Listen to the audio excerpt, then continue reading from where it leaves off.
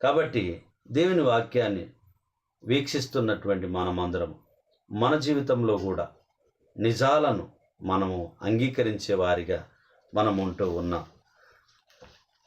ముఖ్యంగా 37వ అధ్యాయం 18వ వచనంలో చూస్తే యోసేపును అన్నవాళ్ళు చంపాలనేటటువంటి ఆలోచన చేసినది ఎంతో దుర్మార్గమైనటువంటి ఆలోచన అయి ఉంటూ ఉన్నది. అయినను దేవుడు కరుణా సంపన్నుడై ఆయన ఏం చేసేవాడు అంటే ప్రతిదీ కూడా తనకు కీర్తనలు 37:25లో చెప్పబడినట్టుగా నీతిమంతుల పిల్లలు ఇడవబట్ట కానీ భిక్షమెత్తుట కానీ నేను చిన్నవాడిగా ఉన్నను ముసలివాడనైనను ఎన్నడూ నేను చూడలేదు అని చెప్పి ఆ లేఖనం మనకు గుర్తు చేస్తూ ఉన్నది.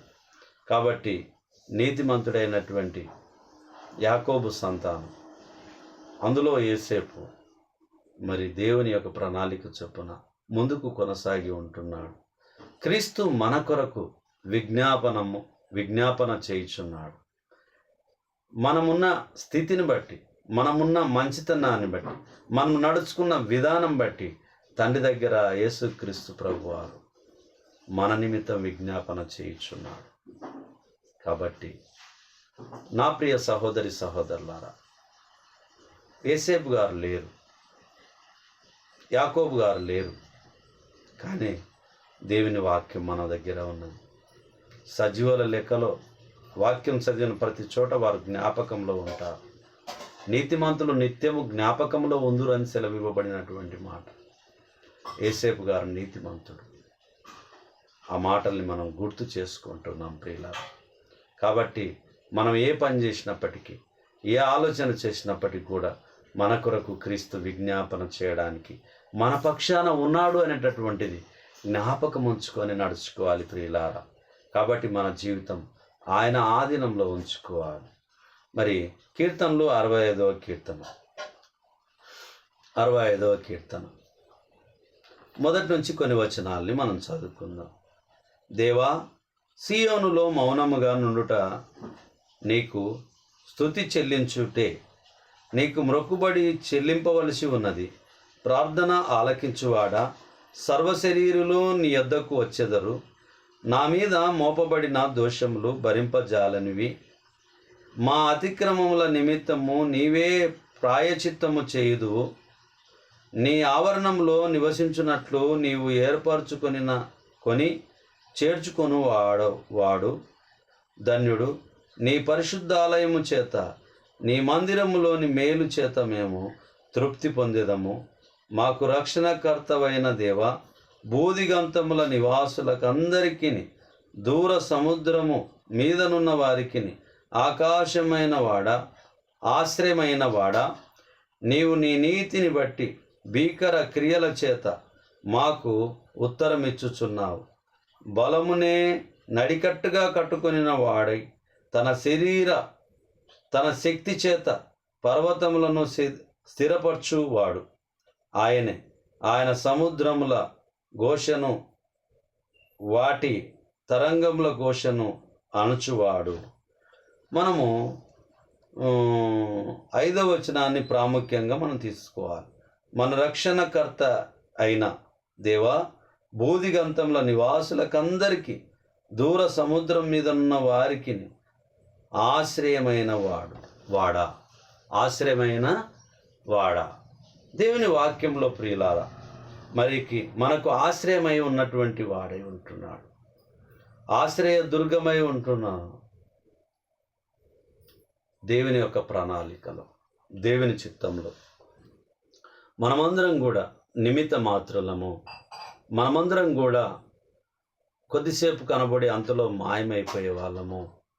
మన జీవితంలో మనం కూడా దేవుని పోలి నడుచుకోకపోతే, దేవుని చిత్తాన్ని మనం గ్రహించకపోతే, దేవుని సముఖంలో నివసించినటువంటి వారు, నీతిమంతులైనటువంటి వారిని జ్ఞాపకం చేసుకోకపోతే, దేవుని సముఖంలో ఉన్నటువంటి పాపులుగా ఉన్నటువంటి వారిని మనము అర్థం చేసుకోకపోతే మన జీవితాలు తారుమారవుతూ ఉంటాయి. కాబట్టి నీతికి అనీతికి ఏమి పొత్తు, వెలుగునకు చీకటికి ఏమి పొత్తు, ఏమి సాంగత్యము అని చెప్పి దేవుని వాక్యం మనకు తెలియపరచబడినట్టుగా దేవుని వాక్యం మనకు తెలియపరుస్తూ ఉంటున్నటువంటి విషయాన్ని జ్ఞాపకం ఉంచుకోవాలి. పరిశుద్ధుల కొరకు దీవెనలు దేవుడు ఇస్తాడనేటటువంటి విషయాన్ని మనం జ్ఞాపకం ఉంచుకోవాలి. 13వ వచనాన్ని కూడా మనం ఒకసారి ఆలోచన చేద్దాం ప్రియులారా. పచ్చిక పట్లు మందలను వస్త్రం వలె ధరించి ఉన్నవి, లోయలు సస్యములతో కప్పబడి ఉన్నవి, అన్నీయు సంతోషధ్వని చేయుచున్నవి, అన్నీయు గానము చేయుచున్నవి. లెక్కించలేని స్తోత్రము దేవా ఎల్లప్పుడు నే పాడెదన్, దేవా ఎల్లప్పుడు నే పాడెదన్. ఇంతవరకు నా బ్రతుకులో నీవు చేసిన మేళ్ళకై, ఆయన చేసినటువంటి మేళ్ళకై మనము కృతజ్ఞతాస్తుతులు చెల్లించేటటువంటి వారిగా మనం ఉండాలి. క్రీస్తు మన కొరకు విజ్ఞాపన చేయుచున్నాడు అనేటటువంటి విషయాన్ని, తండ్రి చిత్తాన్ని నెరవేరుస్తూ ఉన్నాడు అనేటటువంటి విషయాన్ని మనం ఎప్పుడూ మరచిపోవద్దు. 139వ కీర్తనకు వెళ్దాం ప్రియుల. 139వ కీర్తన 139వ కీర్తన 2వ చరణాన్ని చూద్దాం. నేను కూర్చుండుట, నేను లేచుట నీకు తెలియను, నాకు తలంపు పుట్టక మునిపే నీవు నా మనసు గ్రహించుచున్నావు.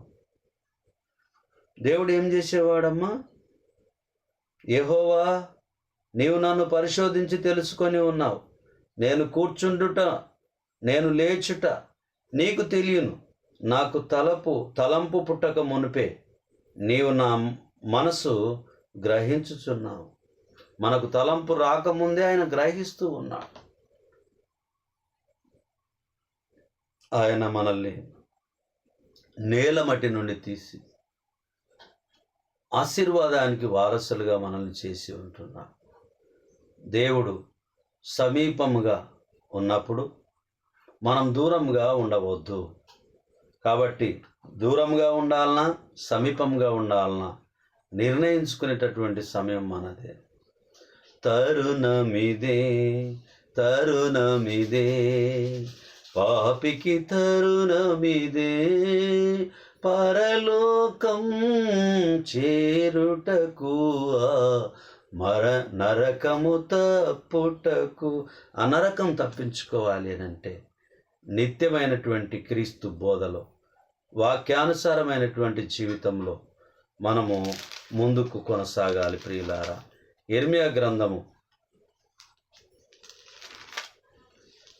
23వ అధ్యాయము 23వ వచనాన్ని చూద్దాం. 23. నేను సమీపమున నుండు దేవుడను మాత్రమేనా, దూరమున నుండు దేవుడను కానా? మరి ఆయన దగ్గరగా ఉంటాడు, దూరంగా ఉంటాడు. నీ మనసును బట్టి, నీ ఆలోచనను బట్టి దేవుని ప్రణాళిక ఉంటుందనేటటువంటిది జ్ఞాపకం ఉంచుకోవాలి ప్రియులారా.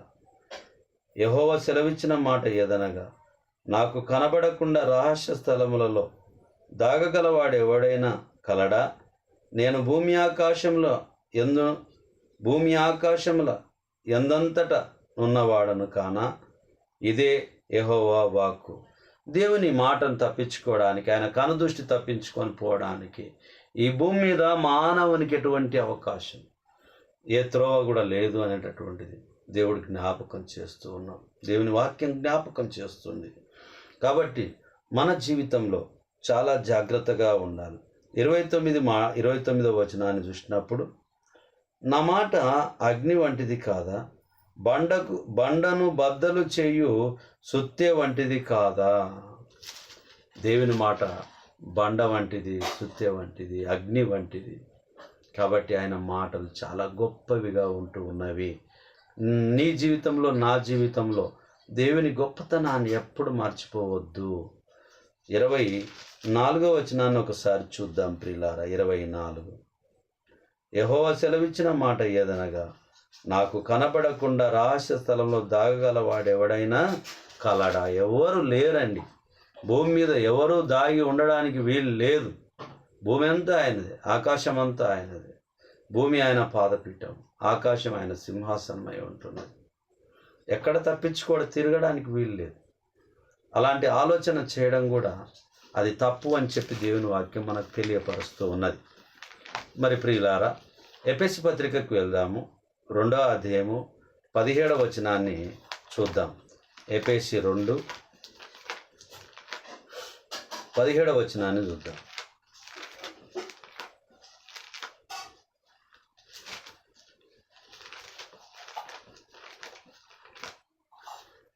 ఎఫెసీ 2:17 మరియు ఆయన వచ్చి దూరస్థులైన మీకును సమీపస్థులైన వారికిని సమాధాన సువార్తను ప్రకటించెను. ఇక్కడ మనం 11 నుంచి కొన్ని వచనాలు మనం చూసినప్పుడు, కాబట్టి మునుపు శరీర విషయంలో అన్యజనులై ఉండి శరీరమందు చేతితో చేయబడిన సున్నతి గలవారు అనబడిన వారి చేత సున్నతి లేని వారు అనబడిన మీరు ఆ కాలమందు ఇశ్రాయేలీలలో సహపౌరులు కాక పరదేశులను, వాగ్దాన నిబంధనలు లేని పరజనులను, నిరీక్షణ లేని వారును, లోకమందు దేవుడు లేని వారునై ఉండి క్రీస్తుకు దూరస్థులై ఉంటిరని మీరు జ్ఞాపకము చేసుకొనుడి. అయినను మునుపు దూరస్థులైన మీరు ఇప్పుడు క్రీస్తు యేసునందు క్రీస్తు రక్తం వలన సమీపస్థులై ఉన్నారు. కాబట్టి మనము సమీపస్థులుగా ఉంటున్నాం, దూరస్థులుగా మనం లేము. ఎఫెసీ పత్రికలో సమాధానము యేసుక్రీస్తు ద్వారా మనకు లభిస్తుంది అనేటటువంటి విషయాన్ని మనం జ్ఞాపకం చేసుకోవాలి. 21, 22 చూద్దాం. ప్రతి కట్టడమును ఆయనలో చక్కగా అమర్చబడి ప్రభువునందు పరిశుద్ధమైన దేవాలయం అగుటకు వృద్ధి పొందుచున్నది. ఆయనలో మీరు కూడా ఆత్మ మూలంగా దేవునికి నివాస స్థలమై ఉండుటకు కట్టబడుచున్నారు. ఆత్మ మూలంగా మనం కట్టబడుచు ఉన్నాం. ఆత్మ సంబంధమైన మందిరముగా మనం కట్టబడుచు ఉన్నాం. ఎబ్రీ పత్రిక 11వ అధ్యాయము 13వ వచనాన్ని చూద్దాం. ఎబ్రీ 11:13. ఎబ్రీ 11:13.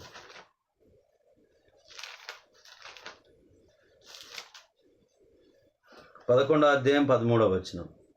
వీరందరూ ఆ వాగ్దానముల ఫలము అనుభవింపకపోయినను దూరం నుండి చూచి వందనము చేసి తాము భూమి మీద పరదేశులమును యాత్రికులమునై ఉన్నామని ఒప్పుకొని విశ్వాసం గలవారై మృతి నొందిరి. ఇలాగు చెప్పువారు తమ స్వదేశమును వెతుకుచున్నామని విషదపరుచుచున్నారు కారా. ఇక్కడ మనం ఆలోచన చేసినప్పుడు ప్రియులారా, వీరందరూ ఆ వాగ్దాన ఫలము అనుభవింపకపోయినను దూరం నుండి చూచి వందనము చేసి తాము భూమి మీద పరదేశులమును యాత్రికులమై ఉన్నామని ఒప్పుకొనిరి. విశ్వాసం గలవారై మృతి నొందిరి. విశ్వాసం గలవారై మృతి నొందారు. దూరం నుండి చూసినప్పటికీ ఆ వాగ్దాన ఫలాన్ని పొందాలనేటటువంటి ఆలోచన కలిగినటువంటి వారికి అనుభవింపకపోయినను దూరం నుండి చూచి వందనం చేసి తాము భూమి మీద పరదేశులమును యాత్రికులమై ఉన్నామని ఒప్పుకొని విశ్వాసం గలవారై మృతి నొందిరి.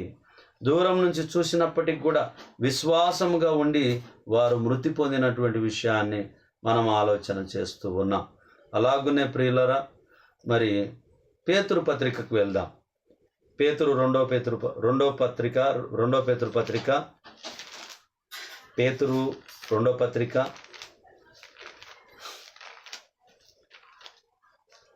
మొదటి అధ్యాయము 3 నుంచి కొన్ని వచనాలు చదువుకుందాము. 9వ వచనము మనకు ఇందులో ప్రాముఖ్యమై ఉంటూ ఉన్నది అని చెప్పి దేవుని వాక్యం మనకు గుర్తు చేస్తూ ఉన్నది. పేతురు 2వ పత్రిక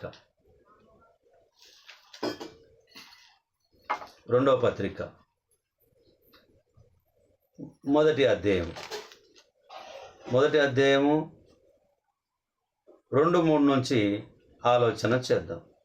తన మహిమైశ్వర్యమును బట్టి, గుణాతిశయములను బట్టి మనల్ని పిలిచిన వాని గురించిన అనుభవ జ్ఞానం మూలముగా ఆయన దైవ శక్తి జీవమునకును భక్తికిని కావలసిన వాటిని అన్నిటినీ మనకు దయచేయుచున్నందున దేవుని గురించినట్టు మన ప్రభు అయిన యేసును గురించినట్టు నైనా అనుభవ జ్ఞానం వలన మీకు కృపయు సమాధానమును విస్తరించును గాక. అలాగునే కొన్ని వచనాలని ముందుకు వెళ్ళి చదువుదాం. ఆ మహిమ గుణాతిశయములను బట్టి ఆయన మనకు అమూల్యములను అత్యధికములైన వాగ్దానములను అనుగ్రహించి ఉన్నాడు. దురాశను అనుసరించుట వలన లోకమందున్న భ్రష్టత్వమును ఈ వాగ్దానం మూలముగా మీరు తప్పించుకొని దేవ స్వభావమునందు పాలివారగునట్లు వాటిని అనుగ్రహించెను.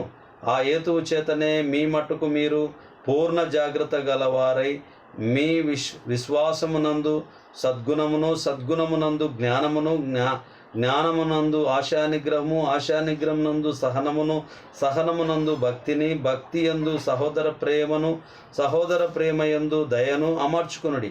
ఇవి మీకు కలిగి విస్తరించిన ఎడల అవి మన ప్రభు అయిన యేసుక్రీస్తును గురించిన అనుభవ జ్ఞాన విషయంలో మిమ్మును సోమరులైన నిష్ఫలులైన కాకుండా చేయును.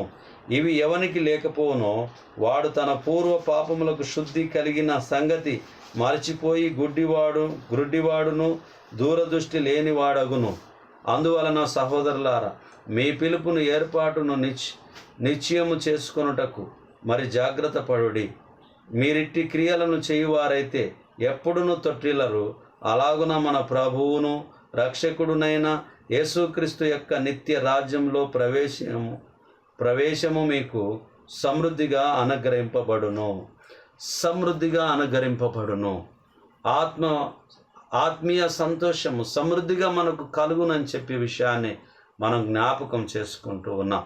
కాబట్టి ప్రియులారా, దేవుని వాక్యం వింటున్నటువంటి మీరు మనమందరం కూడా మనం ఆలోచన చేయాల్సింది ఏంటంటే, క్రీస్తు మన నిమిత్తము విజ్ఞాపన చేయుచున్నాడు అనేటటువంటి విషయాన్ని మనము క్లుప్తంగా మనం ఆలోచన చేస్తూ ఉన్నాం.